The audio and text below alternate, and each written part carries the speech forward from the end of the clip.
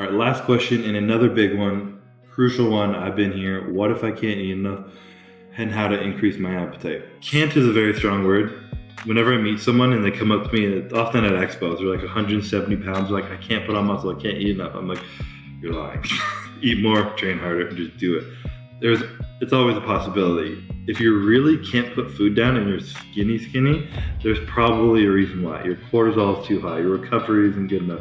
You need to sleep better, you need to slow down, you need to eat better foods, you need to check your gut. There's a reason why. People aren't just, that word hard gainer, people are harder than gaining than others, but there's no hard gainer who can't eat and gain weight. It's complete bullshit. You just have to do it, and it takes a long period of time. So the biggest thing is, I think, honestly, is like I mentioned, the cortisol, sleep, recovery. If all that stuff is on point, your body can take in food. There's people you hear about stress eating, and people who, there's no term for it, but people when they get stressed, they forget to eat all day. A week will go by and they eat one meal a day, maybe, just because they're so stressed out all the time. When your body's in a fight or flight state, cortisol is running through your body, it's not ready to rest and digest. That's why people say rest and digest.